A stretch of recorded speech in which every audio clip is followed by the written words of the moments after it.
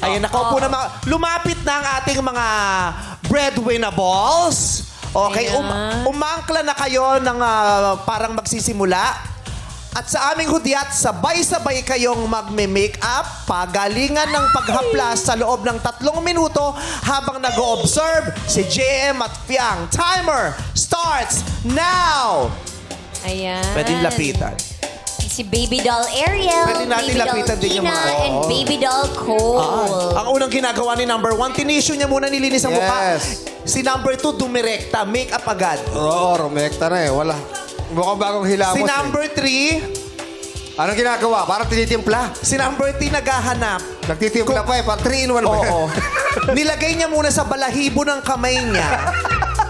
Yung ganyan talaga yung makeup, di ba? Oo. Dilalagay sa kamay. Pwede kayong umikot. Tingnan niyo kung tama ba yung... Dito ka, JM.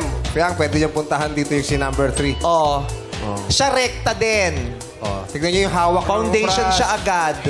Yung paghawak ng brush. Ito, si number 2, minoutwash niya muna.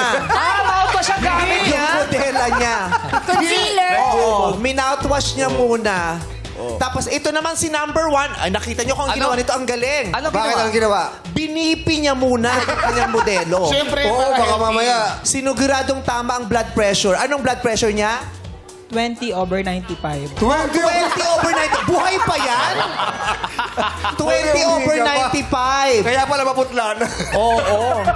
Ito naman si number 2. Alam mo ba kung anong ginawa niyang una? Anong ginawa? Pinurga niya yung kanyang modelo. Kaya palang payat eh. Diba? Payat na ni Ina. Bilang kayo nakaka-experience naman kayong Meron na mini-makeupan, kayong di ba? 1 JM minute and Fiang. 30 seconds. Anong ginagawa sa inyong una ng makeup artist? Nagpe-prep po ng mukha bago lagyan ng foundation po muna bago concealer. Sa lalaki, anong unang ginagawa sa inyo?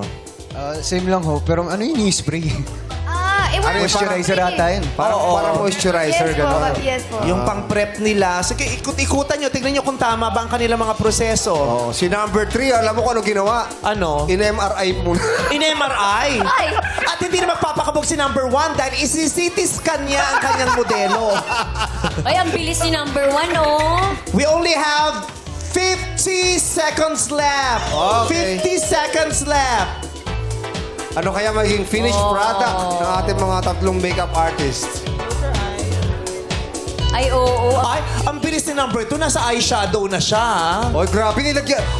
Ang bilis ni number 3, nasa cremation na siya.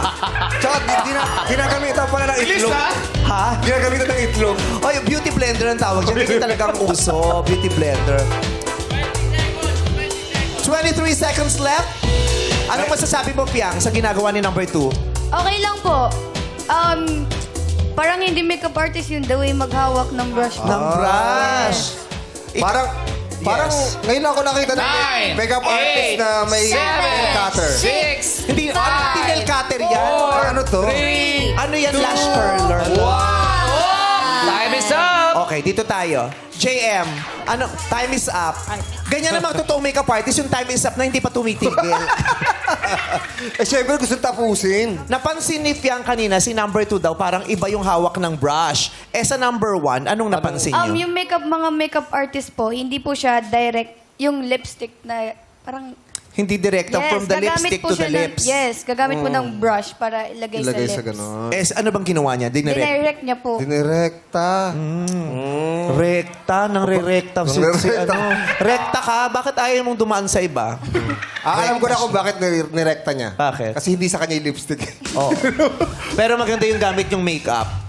Eh, Vice Oy, Cosmetics. Ganda, kaya pala. Patingin nga. The best in the market. Grabe, ganda. Patingin. Tingnan mo, pag gumamit ka ng Vice Cosmetics, pareho tayo ng amoy ng hininga. Yung pala yun.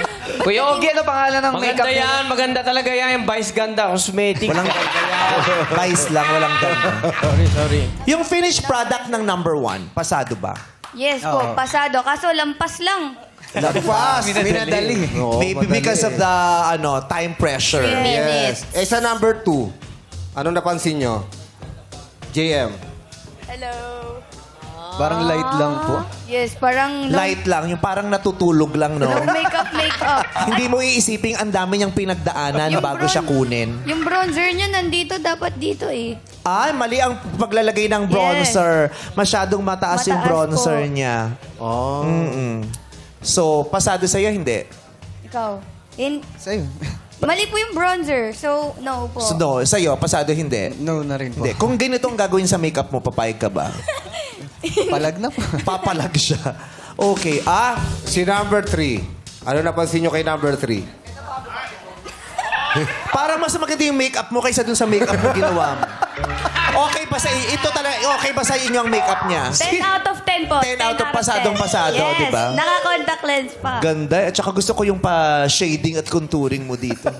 Kamusta yung ginawa niya? Maganda po, maganda kaso mababagal.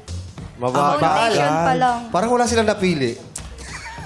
Hindi, sinabi ko lang. Mabagal. Ano bang nalagay niya? Foundation lang po.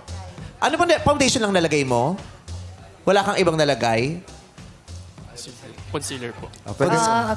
Concealer. Saan ka naglagay ng concealer? Ituro mo nga sa amin. Saan ka naglagay ng concealer? Yun sa mga dark spots po. Patingin, saan yung dark spots? Ang concealer pala sa dark spots nilalagay. Kaya pala yung makeup artist ko, sa kili-kili ko nilagay yung concealer. Siyempre, para matakpan. Tsaka sa kuyukot. Nung mini-makeupan ako, sabi ng makeup artist, tuwad po, nilagay yung kuyukot ko. Kasi ang itim daw nung kuyukot ko. Okay, so, nakita na natin ang tatlong mga modelo.